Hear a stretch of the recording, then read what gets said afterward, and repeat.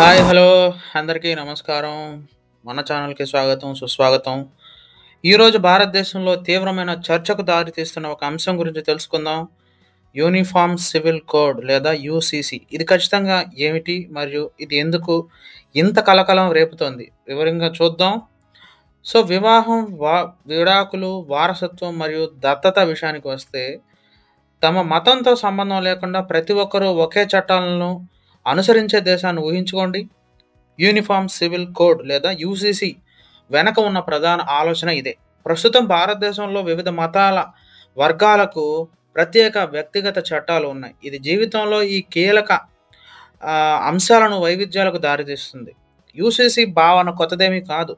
ఇది భారత రాజ్యాంగంలోని ఆర్టికల్ 44లో ఉంది. ఇది భారతదేశ భూభాగం అంతటా పౌరులకు ఒకే విధమైన పౌర నియమావళిని భద్రపరచడానికి కృషి చేయమని రాష్ట్రాన్ని నిర్దేశిస్తుంది. ఈ నిర్దేశిక సూత్రం జాతీయ సమైక్యత మరియు లింగ సమానత్వాన్ని ప్రోత్సహించాలని లక్ష్యంగా పెట్టుకుంది. కానీ దాని అమలు దశాబ్దాలుగా వివాదాస్పద సమస్యగా ఉంది. యూసీసీకి అనుకూలంగా ఉన్న ప్రాథమిక వాదన సమానత్వం మరియు లౌకికవాదం అనే ఆలోచనపై ఆధారపడింది. ప్రస్తుత వ్యక్తిగత చట్టాలలో పొందుపరచబడిన వివక్షాపూరిత ఆచారాలను ఏకీకృత చట్టపరమైన చట్టం తొలగిస్తుందని ప్రతిపాదకులు విశ్వసిస్తున్నారు.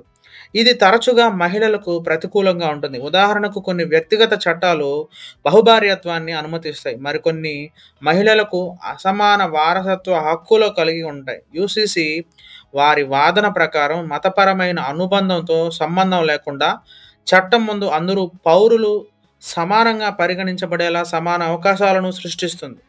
ఇంకా మద్దతుదారులు బహుళ వ్యక్తిగత చట్టాల నుండి ఉత్పన్నమయ్యే సంక్లిష్టత మరియు గందరగోళాన్ని తగ్గించడం ద్వారా యూసీసీ చట్టపరమైన వ్యవస్థను క్రమబద్ధీకరిస్తుందని నొక్కి చెబుతున్నారు. మతపరమైన మరియు సాంస్కృతిక భేదాలను అధిగమించి జాతీయ ఐక్యత మరియు సమైక్యత భావాన్ని పెంపొందిస్తుందని వాళ్ళు వాదిస్తున్నారు. అయితే యూసీసీ గణనీయమైన వ్యతిరేకతను ఎదుర్కొంటోంది. ప్రధానంగా మత స్వేచ్ఛ మరియు సాంస్కృతిక గుర్తింపును ఉల్లంఘిస్తుందని భయపడే మత వర్గాల నుండి. వ్యక్తిగత చట్టాల వారి మతపరమైన ఆచారాలలో అంతర్భాగమని మరియు వాటిని మార్చడానికి ఏదైనా ప్రయత్నం వారి ప్రాథమిక హక్కులను ఉల్లంఘించడమేనని విమర్శకులు వాదిస్తున్నారు.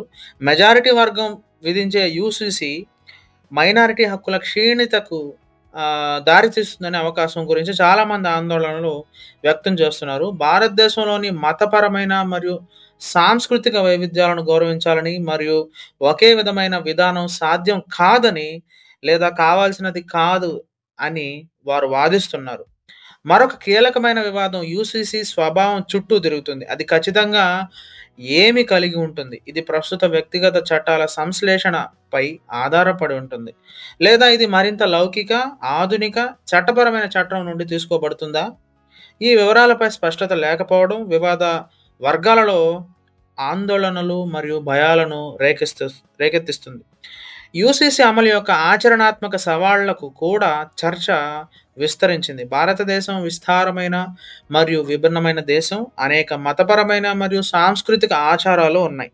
ఈ భేదాలను సమన్వయం చేయడం మరియు ఏకీకృత చట్టపరమైన చట్టంపై ఏకాభిప్రాయాన్ని ఏర్పరచడం ఒక స్మారక కార్యం. చారిత్రాత్మకంగా ఈ చర్చ రాజకీయ మరియు సామాజిక సున్నితత్వాలతో నిండి ఉంటుంది. అనేక రాజకీయ పార్టీలు యూసీసీని ఎన్నికల లాభాల కోసం ఒక సాధనంగా ఉపయోగించాయి. ఇది సమస్యను మరింత ధృవణీకరణ చేసింది. నిర్మాణాత్మక సంభాషణ మరియు ఏకాభిప్రాయం నిర్మాణ ప్రయత్నాలు లేకపోవడం ఈ విషయంలో పురోగతిని నిరోధించింది. 1980లలో షాబానో కేసు యూసీసీ చర్చను తెరపైకి తెచ్చింది. విడాకులు తీసుకున్న ముస్లిం మహిళకు భరణం హక్కును సమర్థించిన సుప్రీంకోర్టు తీర్పు విస్తృత వివాదానికి దారితీసింది మరియు మత స్వేచ్ఛ మరియు లింగ న్యాయాన్ని సమతుల్యం చేయడం యొక్క సంక్లిష్టతలను హైలైట్ చేసింది. గోవా సివిల్ కోడ్ తరచుగా విజయవంతమైన ఏకీకృత పౌర నియమావళికి ఉదాహరణగా పేర్కొనబడింది. అయితే గోవా చరిత్ర మరియు సామాజిక సందర్భం ప్రత్యేకమైనవని మరియు దాని కోడ్ భారతదేశంలోని మిగిలిన ప్రాంతాలకు నేరుగా వర్తించకపోవచ్చని గమనించడం ముఖ్యం. భారతదేశ న్యాయ కమిషన్ కూడా యూసీసీ చర్చలో ముఖ్యమైన పాత్ర పోషించింది. దాని నివేదికలు ఈ సమస్య యొక్క వివిధ అంశాలను పరిశీలించాయి. సూక్ష్మమైన మరియు సమ్మిళితమైన విధానం యొక్క అవసరాన్ని హైలైట్ చేశాయి.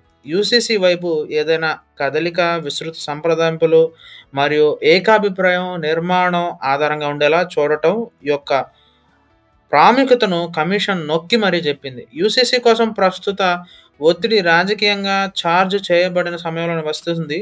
ప్రస్తుత ప్రభుత్వం మైనారిటీ ఆందోళనలకు సున్నితంగా లేని విధంగా యూసీసీని అమలు చేయడానికి ఒత్తిడి చేస్తోందని చాలామంది భావిస్తున్నారు.